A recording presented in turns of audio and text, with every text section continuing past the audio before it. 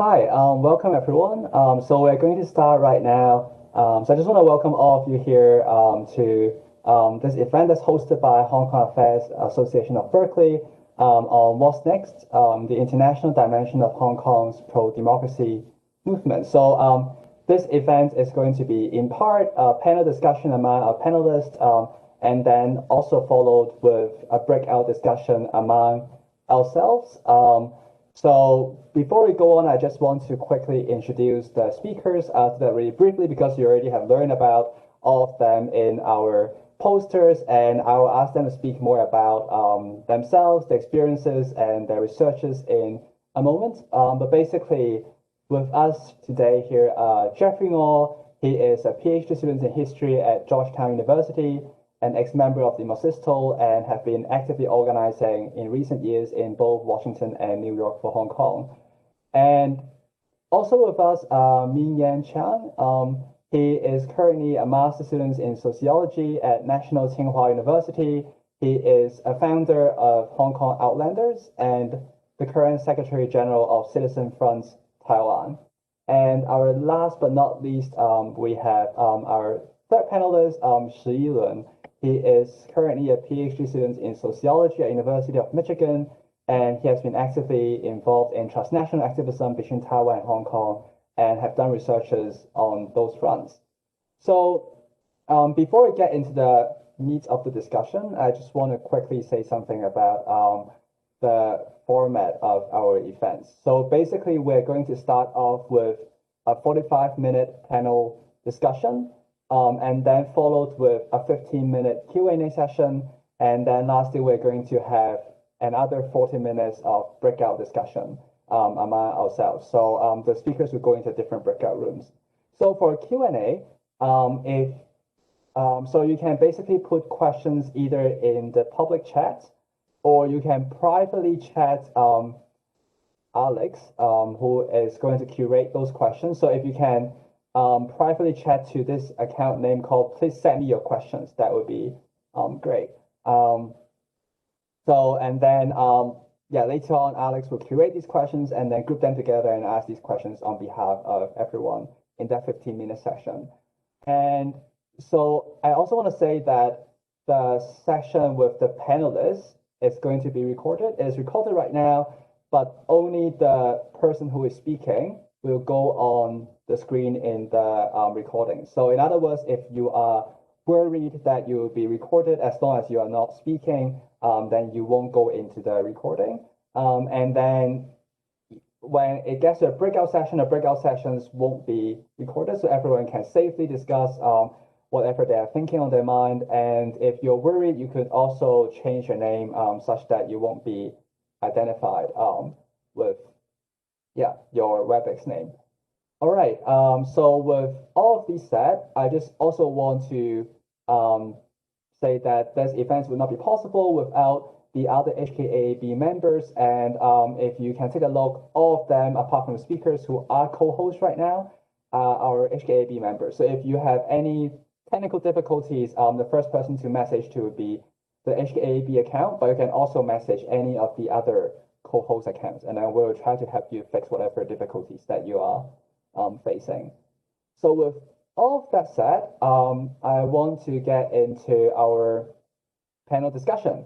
And I want to start us off by just making sure that all of us kind of know where you are at and where you're coming from. So I want to start off by asking our panelists to say a bit more about the work or the research they've been doing in relation to Hong Kong, in relation to the international front, and maybe if you want to, any insights or lessons that you might have from that work or research. Jeffrey, would you want to start us off? Yeah. Okay. Well, thanks for the introduction, Samuel, and thank you for for everyone for tuning in. I know we are at different parts of the world right now. I'm in on the East Coast, so it's 9 o'clock in the evening, which is a good time for me. Anyway, so in terms of research, well, it's all mostly it's Hong Kong related. I'll give sort of overview, and it will lead to sort of some activism as well.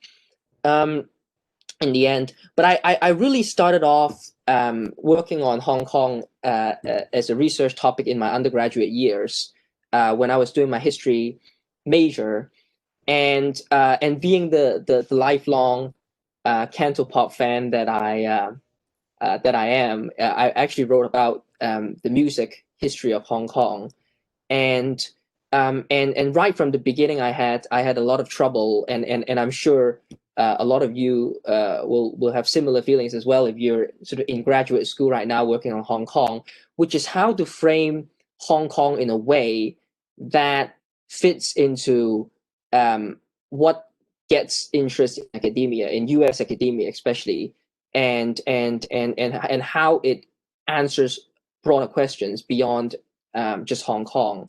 And that's when I started to think about Hong Kong in a sort of more transnational and global context, and how Hong Kong's music throughout history have been influenced by cultures from around the world, and in turn also has influenced popular culture around the world as well.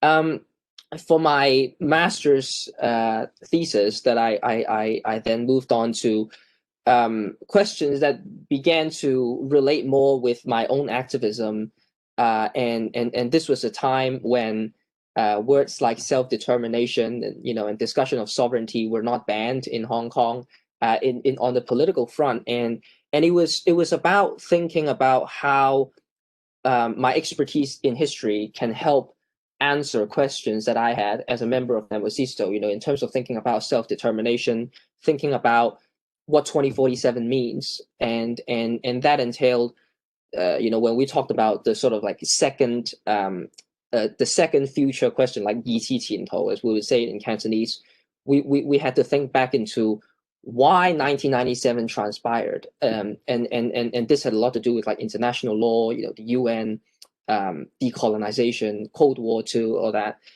So that was my master's thesis, and now I'm into my PhD, and I'm still trying to think about how, well, two things. Number one, as I said, how Hong Kong's history can fit into a sort of more global context, and number two, how it can actually relate to the sort of questions that we have as activists, facing Hong Kong's political situation right now, how my research can respond to that as well. And I had the idea of working on refugees, Vietnamese refugees, 2 years ago, and I've continued to pursue that option. But it's interesting that you ask, because in light of the national security law and everything that's been happening in Hong Kong right now, I might or might not have to make some adjustment to that in the future. Also considering it might not, for example, be plausible for me to return to Hong Kong in the foreseeable future. And so a lot of that is there's a big question mark around what I'm doing right now, but it's always going to be about Hong Kong, and it's always going to be about my activism and sort of Hong Kong's relation with the world. Thank you, Jeffrey. Yeah, I think that was really interesting. I think for a lot of us who want to research in Hong Kong, there's always been that question of how to bring Hong Kong and situate Hong Kong in that global conversation. It seems like, and I think there's something we can talk more about later on, it seems like that is the political question that we're also trying to ask right now. How could we situate Hong Kong's movement and Hong Kong itself into all sorts of things that are happening around the world right now, such that we can be in conversation with them, not just academically, but politically as well. So that's why I think I want to turn to our allies, so to speak, from Taiwan. So maybe starting off with Min Yan. So do you also want to tell us more about yourself, your journey, and then maybe the organizations that you are either leading or have founded? Okay. Thank you, Samuel, for hosting this panel, and I'm happy here to share with you about my work in Taiwan. And I think most of you may not know me, and some of my friends in Taiwan, they would all usually confuse that if I'm Taiwanese or Hong Kongese, because I work with a group of Hong Kong activists in Taiwan, and I also one of the Taiwanese NGO worker now. My personal, I study in Hong Kong since 2014 and finished my study in 2018. After that, I went back to Taiwan and started my NGO work in Taiwan. And last year, when the protest happened in Hong Kong, and we organized a group of NGO and Hong Kong activists in Taiwan to support the democratic movement in Hong Kong. So today I would like to present to you about my work, and which could be concluded in two parts. The first part is how we organize the rally and march in Taiwan to support Hong Kong. And the second part is how we build up the asylum system from the civil society to help the Hong Kong exile protesters in Taiwan. So as you may know, I think the overseas society in outside from Hong Kong, I think Taiwanese civil society would be the biggest one that support Hong Kong democratic protest outside Hong Kong.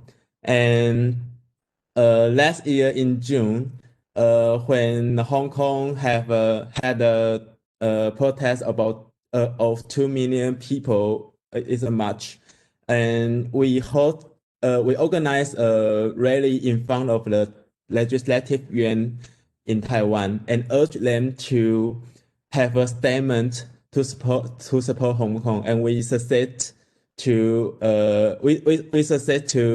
that. So the statement from the Legislative Yuan of Taiwan, they urge the administrative yuan to build up an asylum system and to give a humanitarian project to those Hong Kong exile protests in Taiwan. And in September last year, we organized the rally and march again to support Hong Kong because that time is the 5th anniversary of Umbrella Movement. And it is even larger than the movement, than the rally in June. And because last year is we have the presidential election in Taiwan last year, and Taiwan and Hong Kong have a common background to fight against China or to deal with the Chinese influence in our society. So the march in September, we have 4 main demands, and the first one is to support the 5 demands of Hong Kong protests, and the second one is to refuse the One China peace agreement, which is a local agenda in Taiwan because one of the pro-China party, KMT, they were gaining momentum in Taiwan, and they try to propose One China peace agreement in Taiwan, and they want to sign the agreement with China. And we try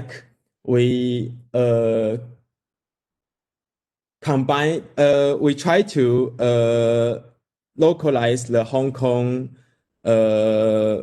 protest to let Hong Kong protest in Taiwan has a local contest. And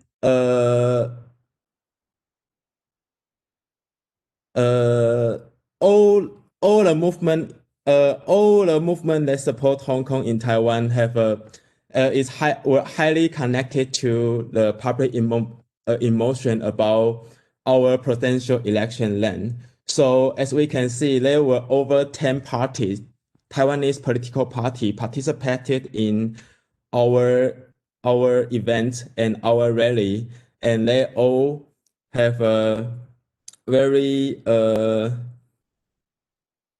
they all give a very high support to the Hong Kong protest. And the second part of my work is about to build up the asylum system in Taiwan. We don't have a refugee law in Taiwan, and you may know from the public media or from some reports in the mainstream media, and there were some Hong Kong itself protesters. They came to Taiwan to seek asylum, but we don't have a mechanism for our government to help them, to assist them, to give them resources, and to help them to make a living in Taiwan. So the civil society, especially a network of NGO, including me, we started to build up this system and start some minor project to help them, including like a legal aid and a psychological support and a media care and financial aid and insurance, and help them to deal with the visa problem. But I have to claim that the Hong Kong Outlander is a group of Hong Kong activists in Taiwan, but they are not involved in the asylum system mechanism. And although I'm one of the co-founder of Hong Kong Outlander, but I helped build the asylum system with the identity of the Taiwanese NGO worker. And in this year, in July, we successfully urged our government to set up a new exchange office. The full name is Hong Kong Taiwan Exchange Office, and they started to help to assist this Hong Kong itself protest in Taiwan by this office establishment. And in this process, we still help the government to build up their internal mechanism inside that office and teach them to tell them how to incorporate the resources from the civil society and can have a better, have a more complete, more integrated system inside this department. But the problem is we still fail to complete the legislation of asylum mechanism in Taiwan. Now we don't have a very, it is not, the whole mechanism is operating, but there is no one specific legislation that can reduce the political uncertainty in Taiwan. So, for example, if next president is not from DPP, is not from the Democratic Progressive Party, and the policy direction to help the Hong Kong exile protests in Taiwan may change in the future. So this is the overview of my work in Taiwan about Hong Kong. So maybe I can talk more if you have a question. Yeah, I think there's a lot to unpack there. It's very rich, and we should definitely return to some of that later on in our discussion. But at least two lessons that I think I could take away from what you just said. One is that there is a need to associate the support for Hong Kong demands with local concerns in Taiwan, and also that there is a need to either institutionalize or to make sure in some sense that support for Hong Kong is something that is long-term and not contingent upon like who is holding office right now. So there's a lot there, and I just want to, before we turn to other questions, like also ask I-Lun to either elaborate on your experiences, researches, or work that you've been doing that you think may be relevant. Well, I'm I-Lun. I'm I-Lun Shih. I'm now starting my very first semester of my PhD at the University of Michigan. So like we are like closer than to Hong Kong. second was and about the history of colonization and as a way because if you study Hong Kong or like Taiwan outside of the US in academia, you need to find a way to engage the conversation to make it relevant to the general audience in the US or like across the globe. So I find doing my research and which I'm still working on the history of Hong Kong being a colony and the process of decolonization is really like intriguing and I would say resonate a lot of discussion that people might find theoretically or historically important, but they do not pay much attention to. And the other thing that and also I think I will talk a bit about that might relevant to what Minion said about the connection between Taiwan and Hong Kong, or like more broadly speaking, in the later sessions. But I'll begin with my research. So I actually my work is generally about like social movement politics and like economic development of Hong Kong. And I actually wrote this thesis to like explore the trajectory of Hong Kong's political movement from the 80s to the present. And I find to explore how like political claims and actions change over time and how those things related to a broader, larger political economic structure. And as everyone knows, that actually in the past, not just since that year, but in the past 5 years, that the way that people protest or the way people claims about their like political purpose in Hong Kong has changed a lot. And in terms of the means become more and more, yeah, more radical, confrontational, and the pro independence claim is also very pronounced. But the because challenging Beijing sovereignty used to be a taboo, but now it's very very different. Having said that, I would say so. You also find that there's a lot of debate or like um contested because people from the left or from people who blame one another for being a localist or like being a leftist. And but while I was doing my research through like interviews and archives work, I find one thing is interesting is that people from the leftist side and the localist side have actually some very strong influence on each other, and they both together, hand in hand, um, deeply shape the political landscape in Hong Kong, I would say. But as far as I can tell, the linkage between both camps, or like even more, are not very well addressed in on the media or like in scholarly. So that's one thing I find interesting about Hong Kong. Another thing, it's more like speak to the history of colonization, I would say, because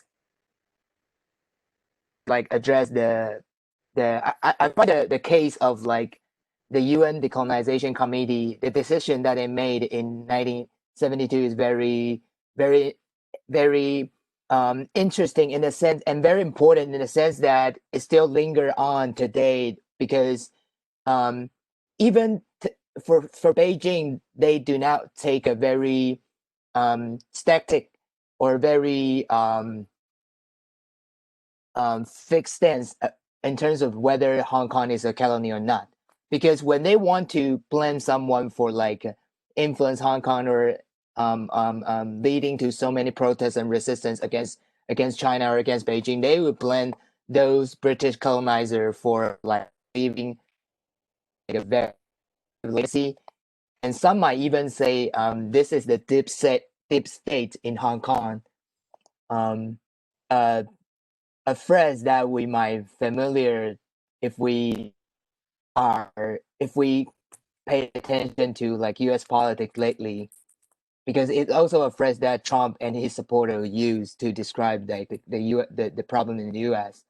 On the other hand, when some other times Beijing do not like admit that Hong Kong is a colony, like the decision that they made on the like decolonization committee in UN, that the UN ambassador of China back then actually wants to deny the fact that Hong Kong was a British colony. And interestingly, that the decision was also based on an agreement, or like at least endorsed by the by the British.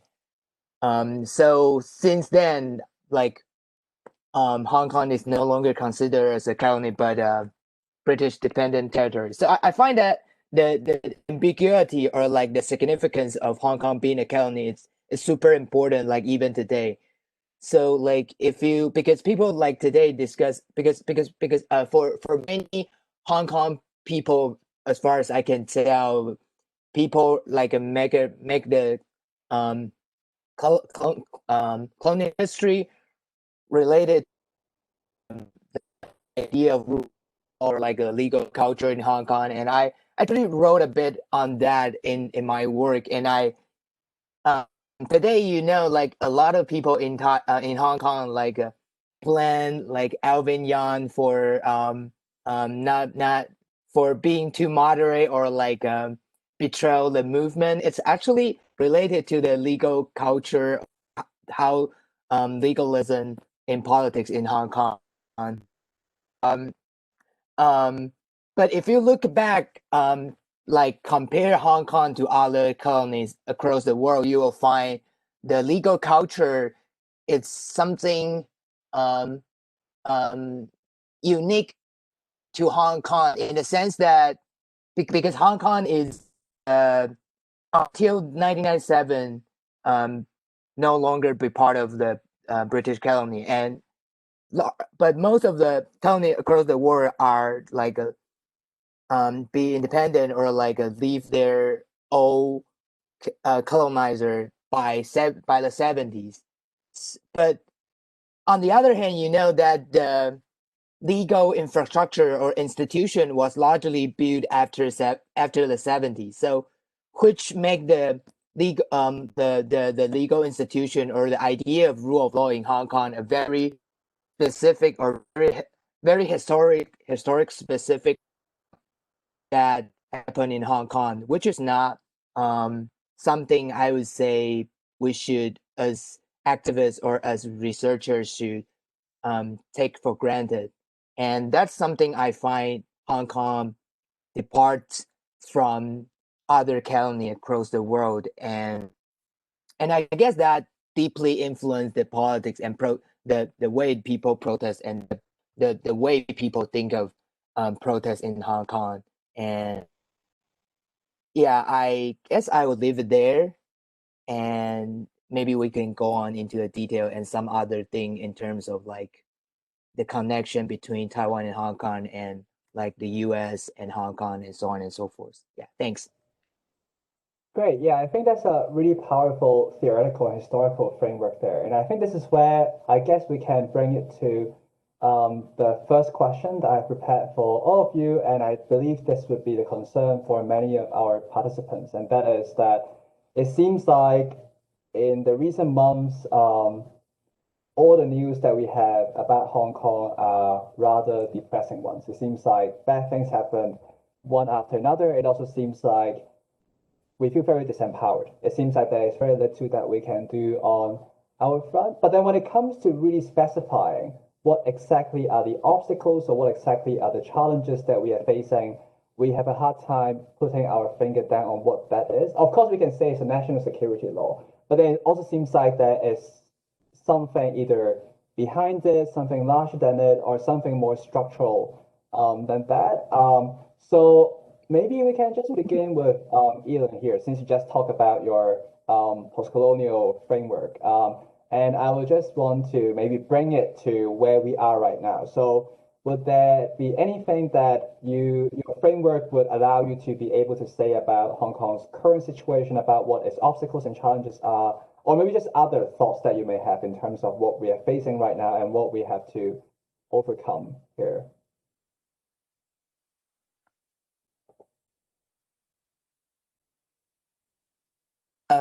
Sorry, what's the question again? Oh, my bad. So just to reiterate, so what do you think are the greatest challenges or obstacles that are currently facing the Hong Kong democratic movement? It's a tough one. I guess that's why I pretend I didn't follow you quite well. It's yeah, as you may are all very aware of the situation of very lately in Hong Kong, and with the we are also in a moment that U.S. in a transition to from Trump to Biden.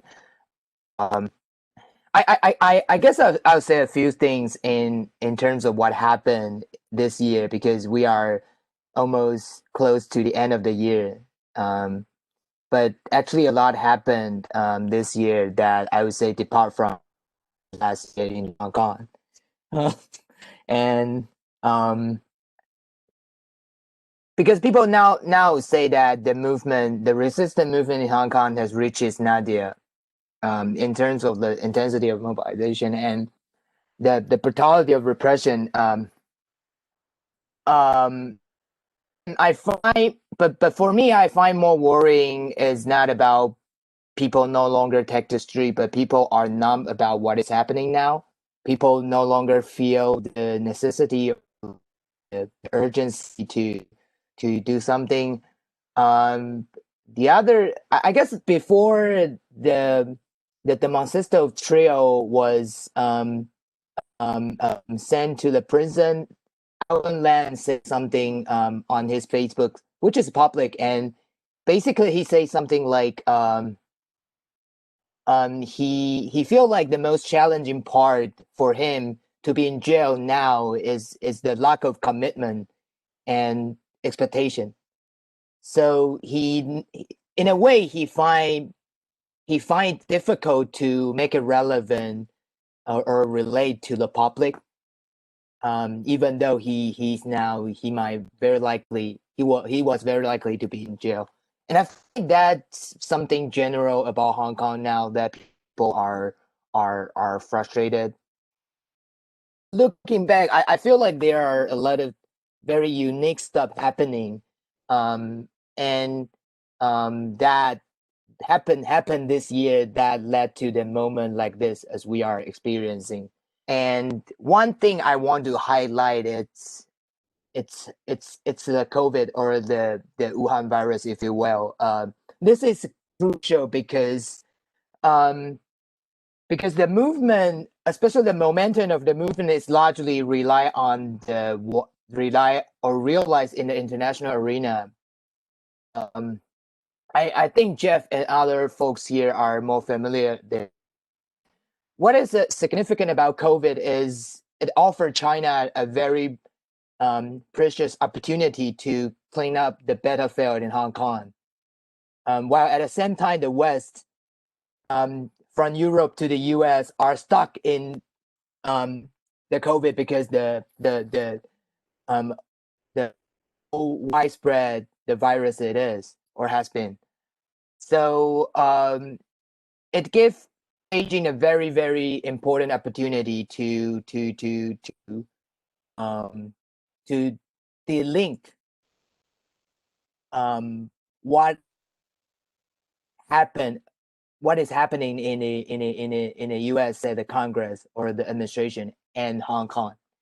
And because many commentators have like pointed out that COVID did not actually remake the war, but the world, but continue or intensify the current trend by, like, say, like the U.S.-China rivalry or like a right-wing populism across the world.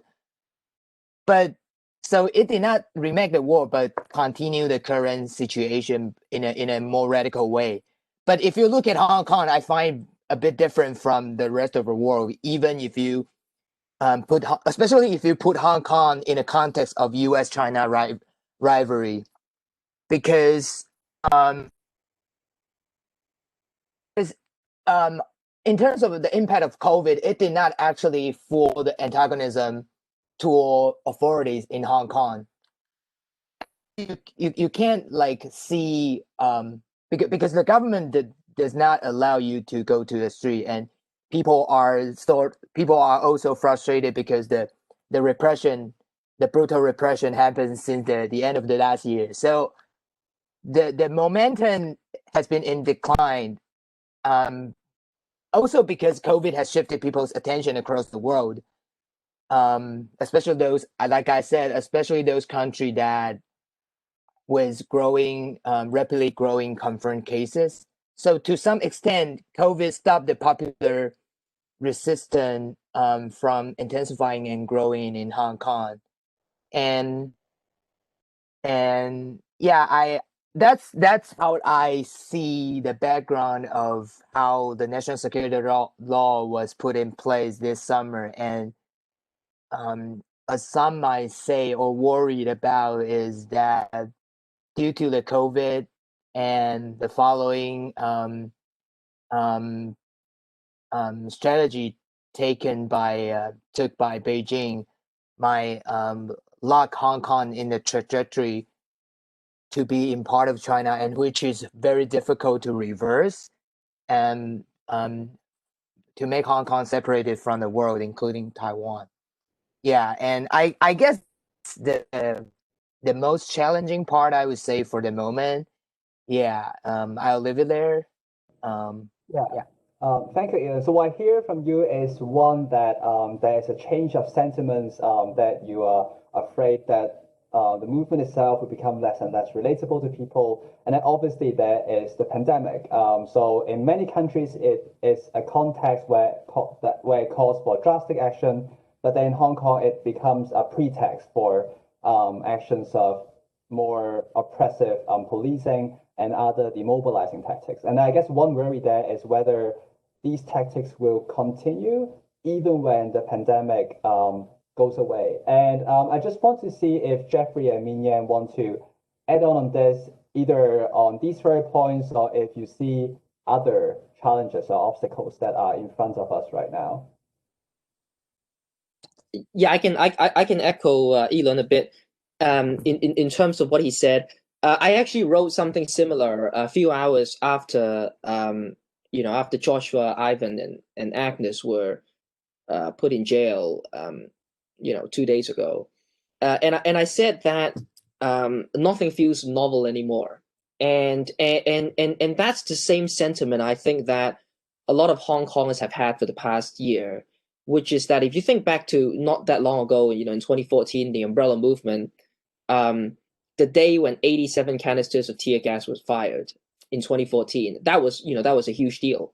And by last year, we were all used to hundreds of rounds of rubber bullets and sponge grenades and other weapons used against protesters. So the acceleration in terms of the crackdown on Hong Kong by Beijing, we keep reaching new lows as a result of that, and our metric for what is acceptable or not also has to change because of that.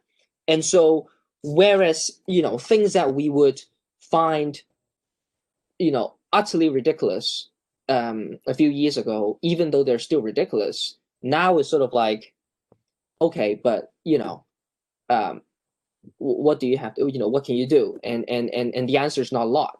So I think that is the difficulty. I mean, I don't I don't think we have reached the point, as some people would argue, that we are now like 2015 in the aftermath of the Umbrella Movement, where people have lost direction. I think the momentum is very much still there, but the apparatus of control, used by the Hong Kong government to suppress the resistance is also so much stronger now, and of course COVID is very much interlinked with this apparatus that I'm talking about. Whether in terms of using that as an excuse to stop issuing protest permits, so you can't have people showing up to the streets, or with canceling elections, as we've seen with the Legislative Council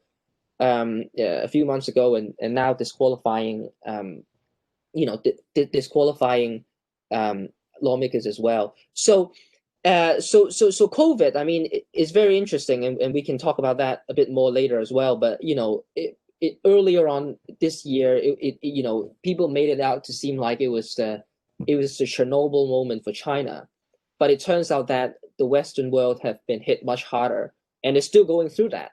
For those of us right now in the U.S., we know how bad the situation is. So it remains to be seen what the impact of COVID will have to the international order, and that's something we can't answer right now. But at least in terms of the repression in Hong Kong, it has certainly made it worse.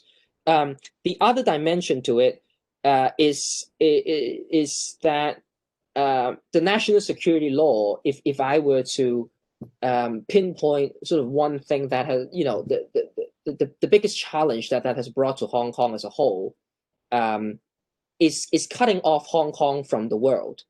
And Hong Kong, for as long as it has existed, has always been so interlinked with the international community.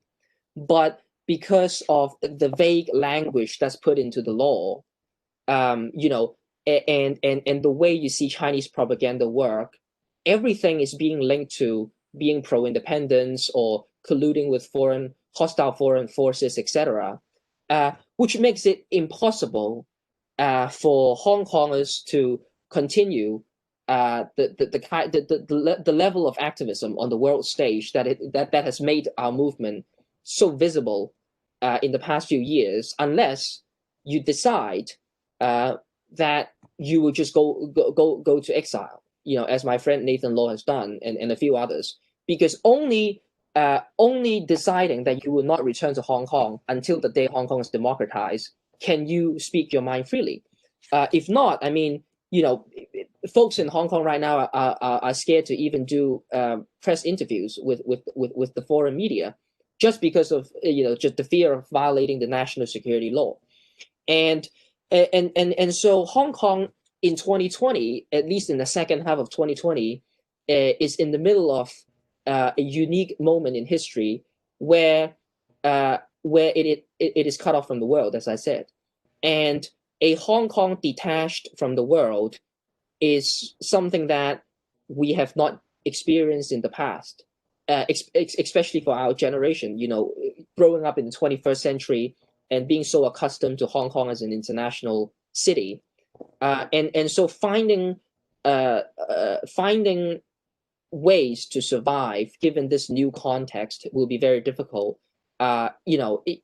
Before working with our Taiwanese friends in the past, or with Tibetans as well in the past, that was always the one thing that Beijing would come after us, right? Say, okay, you're colluding with Taiwanese independence activists or Tibetan independence activists. But now it's not just Taiwan and Tibet. Now it's everyone. If you have any engagement with anybody outside of Hong Kong, you might potentially violate certain parts of national security law. And I think that's what really makes it scary.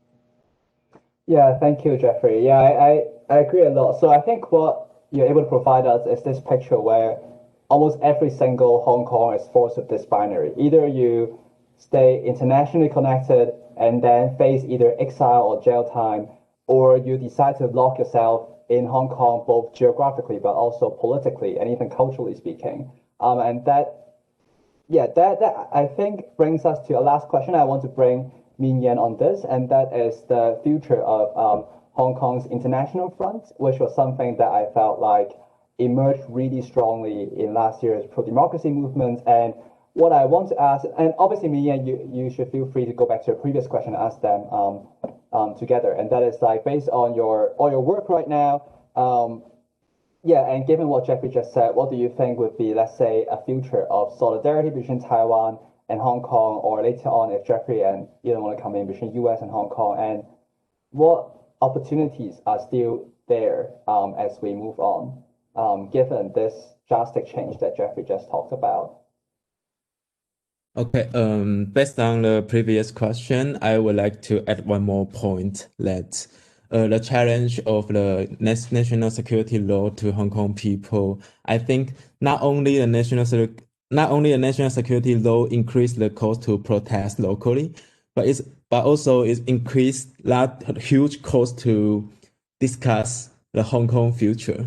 When I was in Hong Kong, what my first impression to me and to impress me how prosperous the democratic, the free society is people would like to discuss the topic about the self-determination and to rebut the past vision of one country, two system. And people are so eager to have a new answer of the Hong Kong future. But now this kind of discussion could not be done in Hong Kong locally because the cost is too high and they may be detained, they may be sentenced to several years. So I think the question can be related to how what Samuel just proposed to ask. What is the vision of future, or what can we do outside Hong Kong?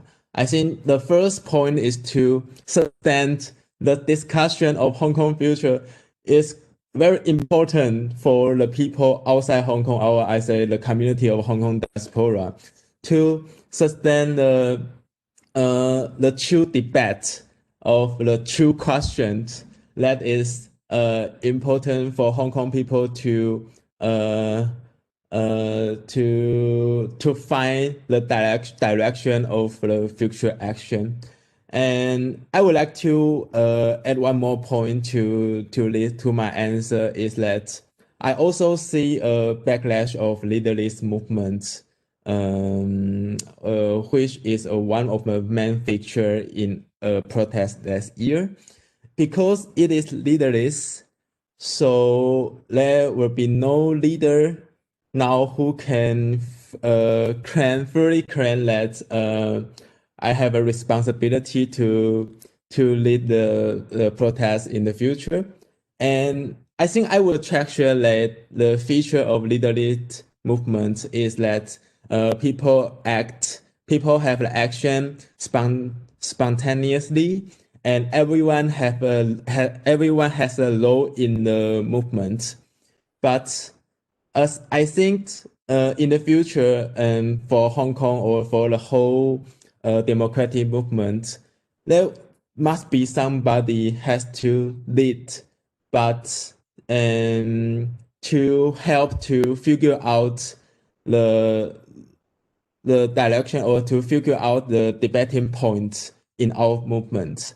And now, especially in Taiwan, to my experience, I observe some problem, like because it is leaderless, so the activists, Hong Kong activists in Taiwan, they have some problem, like including like lack of experience to organize the political action, lack of knowledge base to reflect on the past whole year and regain the momentum overseas, and lack of vision to connect the local issue, maybe in Taiwan or in the other country, and to connect the local issue between the local and the Hong Kong agenda, and continue to contract the meaning of the whole movement.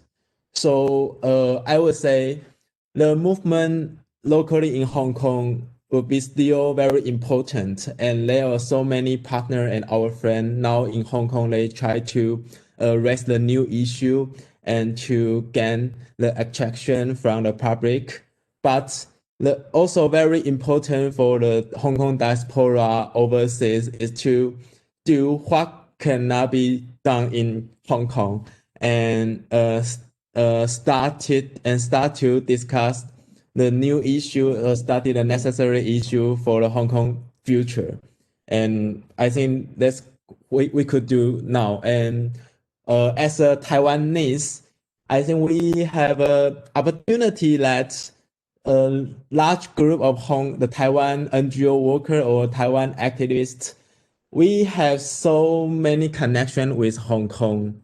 And even that, as Jeffrey said, the national security law cut the connection between Hong Kong and the outside world. But we still have a lot of personal connection, or we have another opportunity in our global network because we collaborate with each other in the past 10 year or 20 year, and it is the very important legacy among us. So Great, that's and I it. think, yeah, so there's a lot there, but I think one point I could emphasize, and is I believe something we can discuss in the breakout sessions later on, is how to move forward in terms of our organizing structure.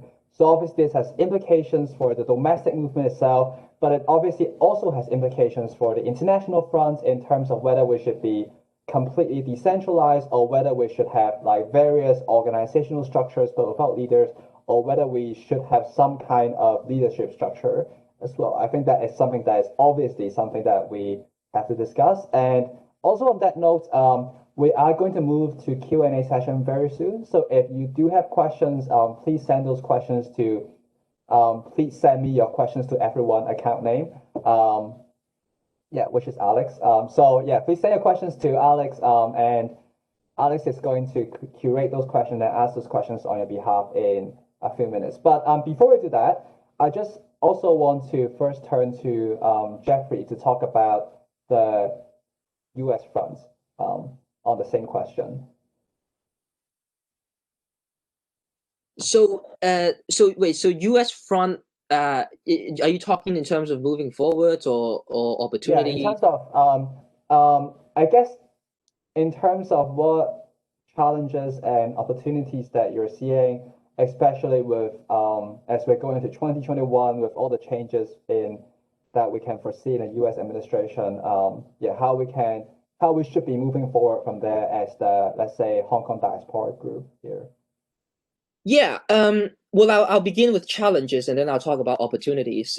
Challenges, number one, is the same as I've just said. It is impossible for high-profile Hong Kongers to engage with the U.S. political establishment as we have in the past, unless you decide that you're going to pay that price, and that price being either leaving Hong Kong in exile or potentially getting arrested for violating the national security law.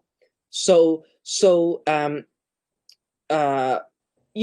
in the past, I mean, for decades, it was so common for Hong Kongers to just fly into DC, whether we're talking about older generations like Martin Lee or Anson Chan, or, traditional Pan-Democrats, or sort of our generation of activists as well. Hong Kongers have enjoyed being very mobile and cosmopolitan, and all of that is gone now. So that's a challenge. I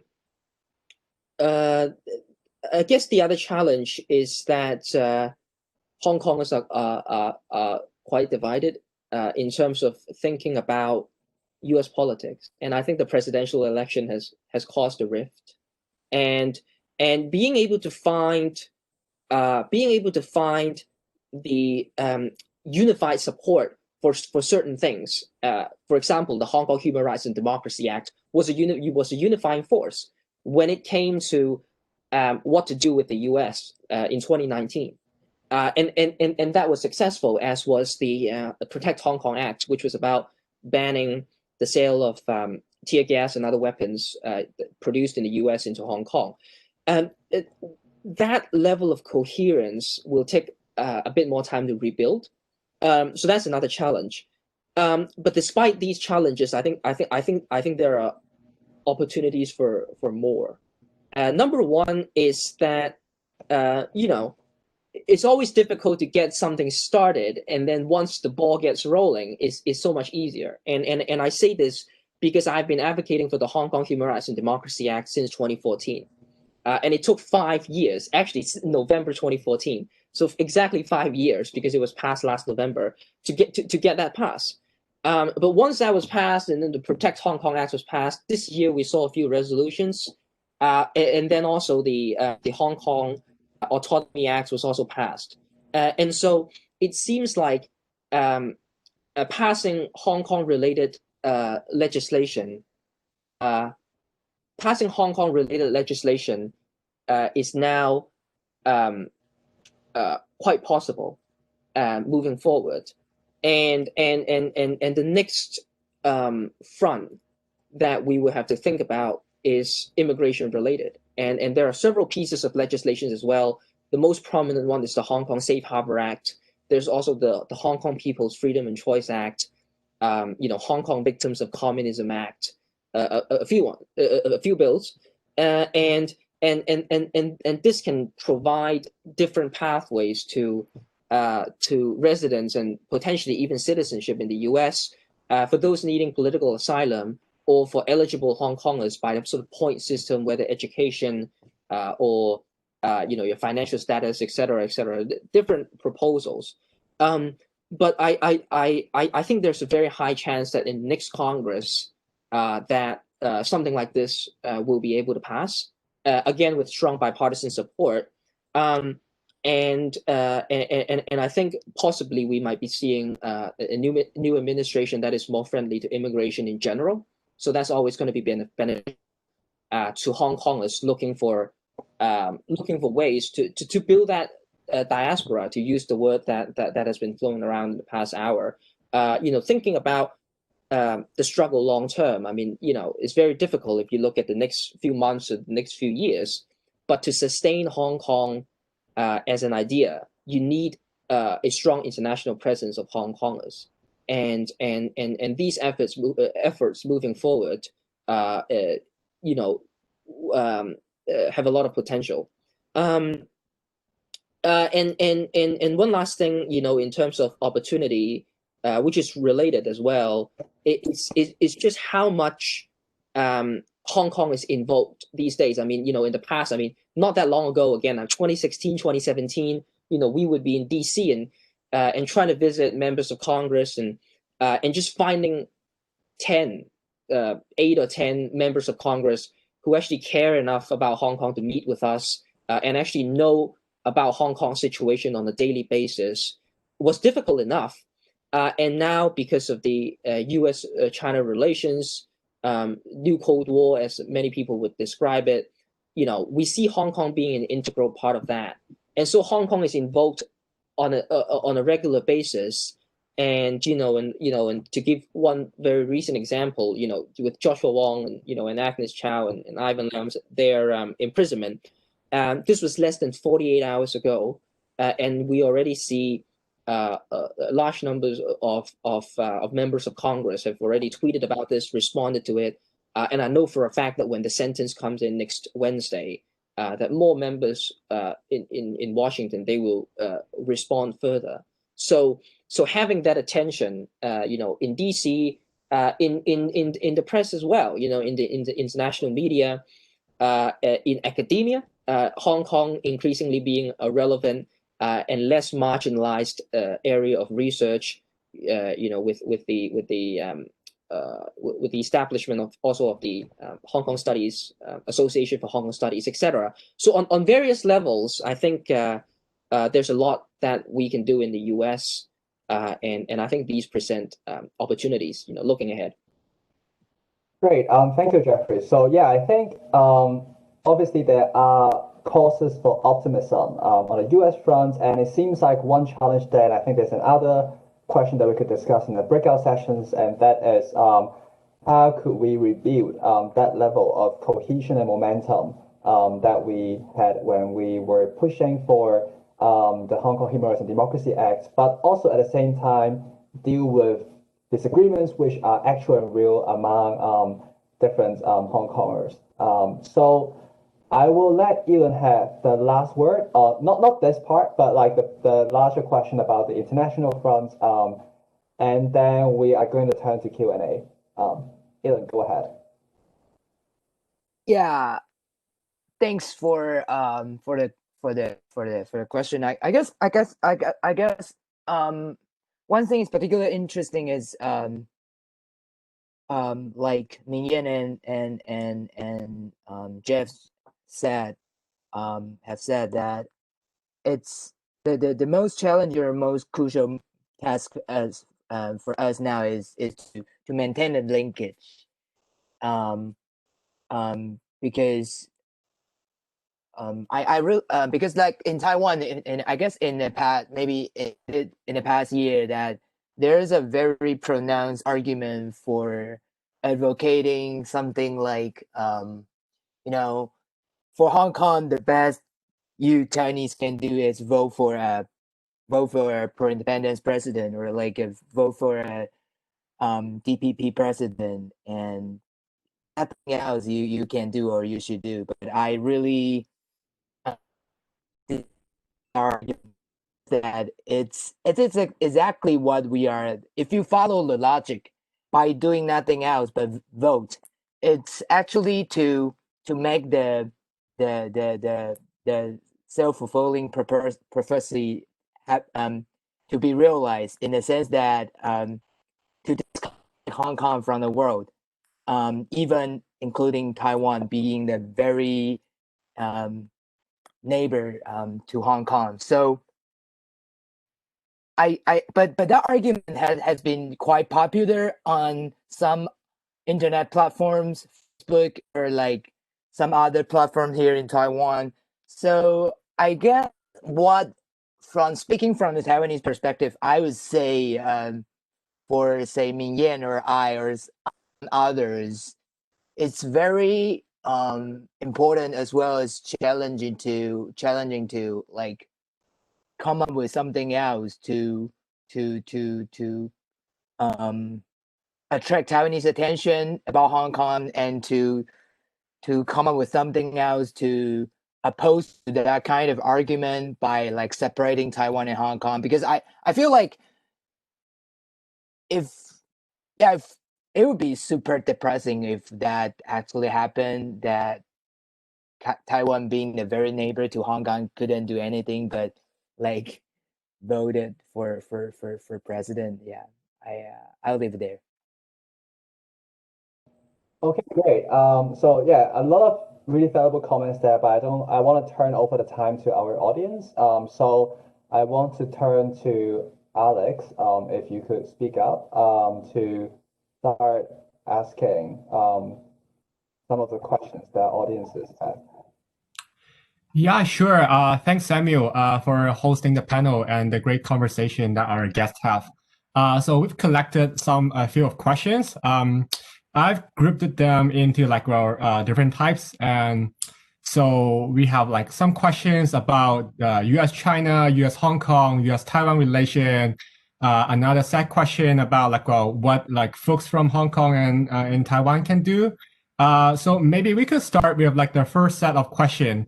So some of our audience would like to hear more from speakers on your view, either Democrat or Republican Party, like, once they win the election, what is the major impacts to like, the Chinese Communist Party and to Hong Kong? And there's actually a follow-up question and a related question. So another audience said that like, many Hong Kong protesters wanted Trump to be re-elected because of his apparent tough stance against China. Do you think the movement is shifting to be more right-wing? And how do you think this would impact the international dimension or the movement? And to follow up, what could be done about it? And another related question would be, in contrast to the Trump administration, what differences on U.S.-China, U.S.-Hong Kong, U.S.-Taiwan relationship do you expect after Joe Biden has become the president of the United States? So yeah, our audience are really interested about like in the like U.S.-China relation and U.S.-Hong Kong relation. So maybe we could see Who would like to speak first on this topic and have some responses on this set of questions?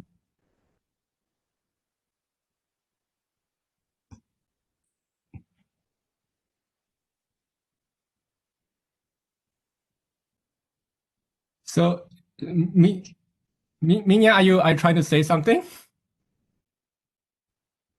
Okay, maybe we could turn the floor to I-Lun first, because I-Lun kind of like mentioned U.S.-China relation quite a few times during the panel. Yeah, sure. Thanks, Alex. Yeah, those are great questions. And I expect that will certainly happen. Like Hong Kong, I think Taiwan has experienced a similar moment in terms of how people look at the U.S. presidential election, or how U.S. politics in general. I find it very interesting because it's unprecedentedly people in Taiwan pay and Hong Kong pay their attention to an international affair to a very high degree at the moment. I would not call it a right wing in terms of the Hong Kong. It's because, as you know, that there's always a gap between local issue and international affairs. It's not just about Hong Kong and Taiwan, but globally, you see like a lot of like a human rights activist or like human rights advocate in as being in political arenas, they do not speak something like that universally applied to the world. So, but I guess the thing that here to about so I wouldn't characterize the degree of Trump to be reelected in Hong Kong and Taiwan is something that we are turning to the right, but I would be hesitant to say that also because I don't know that kind. I feel like that's something that has a great potential because we haven't experienced a moment like this that people pay a lot of attention to like U.S. politics or like international politics, and so I don't know what that what kind of politics or what kind of political momentum would emerge out of that. And that's certainly the first thing I want to say. The other is I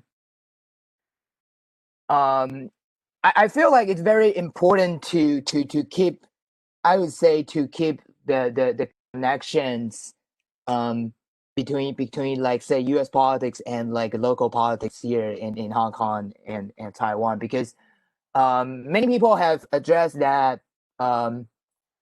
And let me, I need to check the question again. I'm sorry. Okay.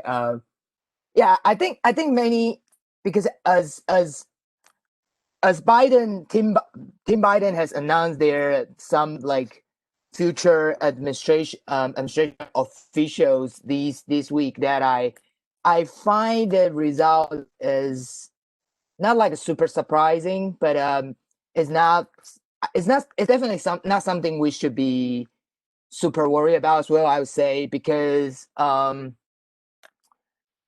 many people have, including Tony Blinken and among others, have in many interviews or like what some people have tracked their previous record, that I feel like the general attitude or say sentiment about U.S.-China is particular the tech war instead of trade war. That kind of strategy or approach might continue by the new administration if Biden like successfully in transition to be a president. But I find the challenging part for Hong Kong is still the question whether Hong Kong the Hong Kong situation now can be attached to the current U.S.-China agenda. I feel it's the most important, rather than like saying whether the Democrat or the Biden is pro Chinese Communist Party or not, because I feel like the thing is happening now is more subtle than many would expect or see, because to what extent does Hong Kong politics is part of the U.S.-China agenda, and what issue would be included, whether like it's, and now we might turn to the stage of immigrant legislation for for Hong Kong. So I find the dynamics is quite subtle, and it's not really about whether Republican wins or Democrat win. And the other thing I want to highlight is it's because we still have in the U.S. we still have the Georgia to vote for the Senate, and I feel like if and it looked like Republican might win the 2 seat, and my sense is that with the Republican Senate and the Democrat president might not be a terrible thing for Hong Kong to pass more legislation for the moment. Yeah, I'll leave it there to see if others want to like engage the conversation. Well, I think in the interest of time, I'll be brief here. The Hong Kongers and Taiwanese engagement with the U.S. presidential election. I mean, that can be another hour-long seminar in and of itself. So I'll try not to look back and sort of look forward. And I can understand why someone like Biden would have a lot of baggage, because he's been in politics for so long, and his name has been so entwined with the old bipartisan consensus, which is that engagement with China, trade, change through trade, economic liberalization leading to political liberalization. His name has been so attached to all these doctrines, and he might even for free trade purposes lift some of the tariffs. So I think being skeptical of Biden is, there's good reason to be, and there's no doubt that this current, the outgoing administration has enacted certain policies that are friendly to Hong Kong. But I think, if we're looking at the big picture, as I said, rather than focus on any individual, the new bipartisan consensus is already here, and it is because of that bipartisan consensus that every piece of legislation, at least in the past year, relating to Hong Kong or Xinjiang or Taiwan or Tibet, have been passed with overwhelming majorities. Usually, if there's a no vote, there's just one guy, and it's always the same guy voting no, the congressman from Kentucky. So I think a lot of the policy is actually set by Congress. The execution is it depends on the White House, obviously, and the administration. But I think all the opportunities that I've been talking about just now, I think that can continue to happen in the Congress, and I think the Democrats will hold the House, and I agree with I-Lun that I think the Republicans will hold the Senate most likely. So it's going to be a divided government, which encourages bipartisanship and cooperation, and I think Hong Kong can benefit from that.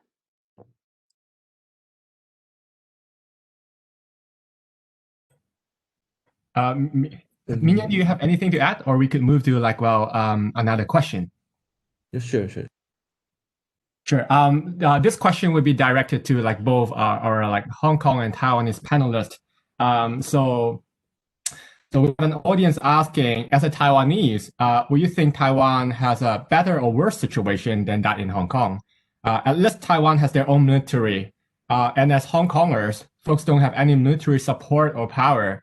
the US sanctions and condemnation from the Western countries don't seem to help or stop the ridiculous action of the Hong Kong government. What can Taiwanese and Hong Kongers do to help each other in the pro-democracy movement?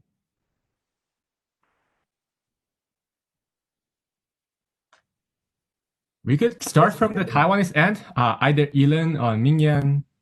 Do you want to talk first, Mian? Okay. I think of course now in the current situation, Taiwan have a better, in terms of safety, national safety or the democratic development, Taiwan have a better situation in the current background and because we have our own sovereignty and we have our own democratically elected government to so the issue is that the first issue is that I think whether in the near future or in the next election would the pro-China party get into the office, run the office, and then Taiwan will lean to the China side. And the second issue is that how could Taiwanese public or civil society or our government sustain or improve our democratic development against China or to deal with the Chinese influence in our local society. And for the second question, I think we have a very strong civil society starting from our authoritarian period, and the memory of authoritarian period, the suppression, the white terror in our common memory urge the Taiwanese citizen to organize ourselves and to make every effort to maintain our democracy. And also the defensive democracy is also another very important issue now in our local agenda. So even that, but the other problem is most of the Taiwanese people they may concern more on the economic issue instead of the political one. But this is the problem that DPP has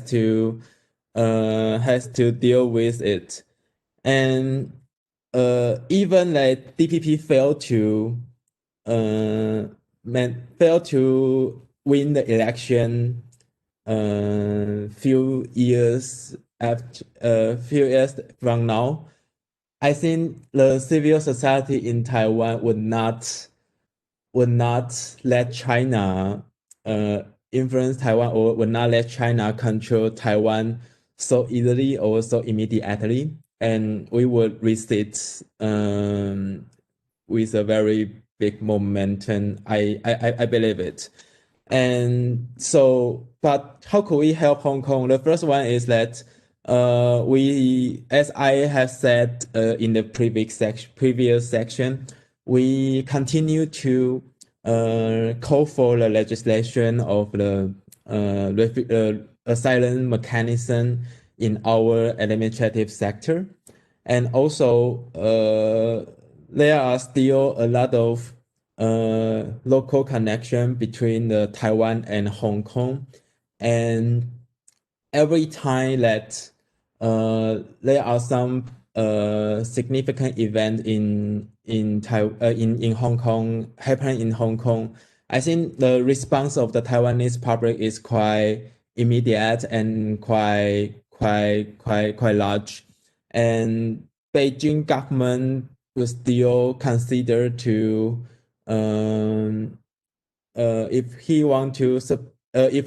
if the Beijing government suppress Hong Kong, and it will pay the cost to lose Taiwan. And this logic or this logic is still works. And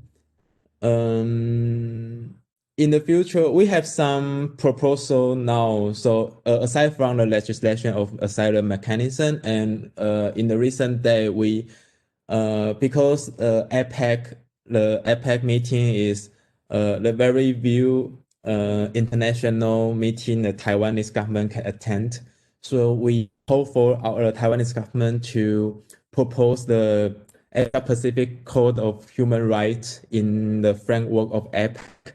And we hope the new proposal, the new action can help to build international mechanism, international human rights system, and to help Hong Kong, or we can say more specifically, to save the 12 Hong Kong youths now detained in China.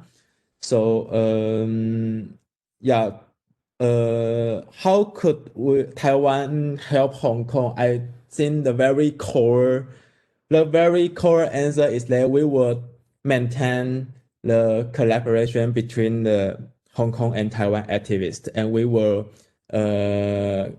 cooperate with each other and to have more agenda, more effective things to do. Yeah.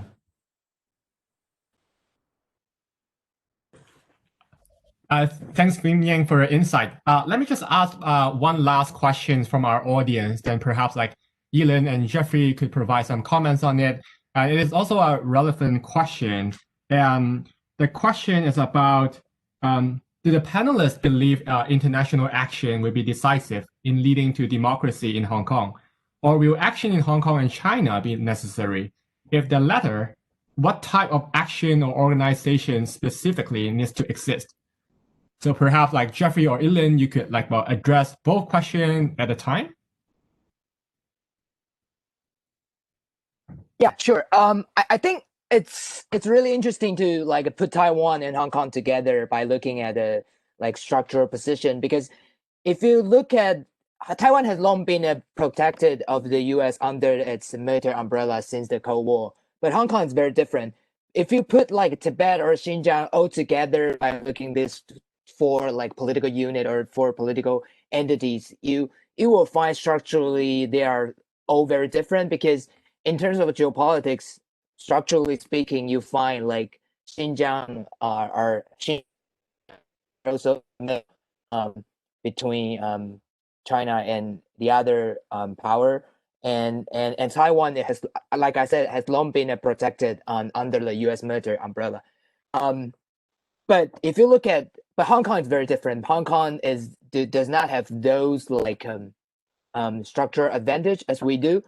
But that's also I want to say, because if you look at what happened in the past few years, or especially since that year, what happened in Hong Kong is not because of those structural advantage, but because of Hong Kong people like create a moment for themselves. That's why Jeff had been and others had been advocated for the Hong Kong Human Rights and Democracy Act for 5 years, but the very last moment that the act got passed is because people take to the street in a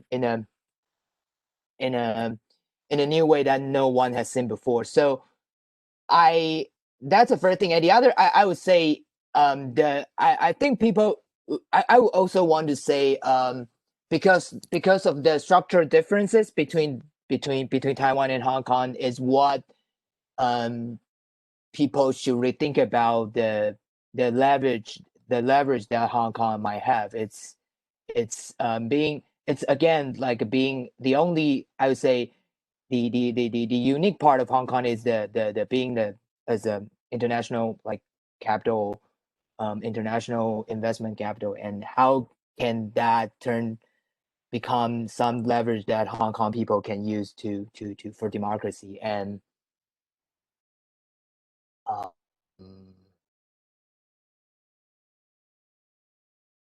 yes, so I certainly think the internationalization or international action for Hong Kong is a big part of the movement, because you need to like like Tibetans, Taiwanese, or like Xinjiang, those people, like we all if historically speaking, if you are a colony, you rely on largely you rely on the international or global alliance to get what you want and to be, like, say, autonomous or be independent. Yeah, I'll leave it there. I guess Jeff can add something on that.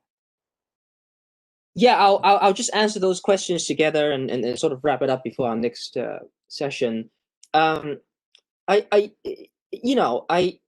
certainly don't want to downplay the threat that Taiwan faces militarily from China, but I think for such a long time, especially among IR scholars, the conversation about Taiwan has been framed in military terms, right? Whether there will be arms sales, what would happen if a ground invasion happens, submarines or or planes, whatever. Look, I think we can expand our imagination when it comes to the survival of Taiwan and Hong Kong. And I say this because I think for so many years, diplomatic isolation has been just as big a problem for Taiwan, if not the bigger problem, than actual threat of a Chinese invasion. And I think Taiwan has been one of the very few countries in the world that can come out of 2020 and say we've had a good year, and that's because of how effective the pandemic response has been. And this is the way Taiwan has been able to leverage the pandemic and build soft power. So now there are plenty of countries that are sympathetic to Taiwan and willing to advocate for Taiwan on the international stage. And a stronger Taiwan will always be helpful to Hong Kong.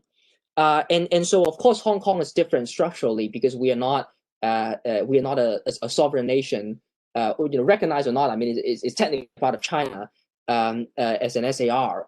And so when we think about strategy long term, we have to think about how to preserve Hong Kong as an idea that I was talking about, and hence the importance of the concept of a diaspora, and the survival of Hong Kong rests more, I think, in when we think about Hong Kong in the cultural and economic sense, much more than this place geographically, physical place. I mean, if the people survive, if the idea survives, then the place, is something that we can rebuild in the future.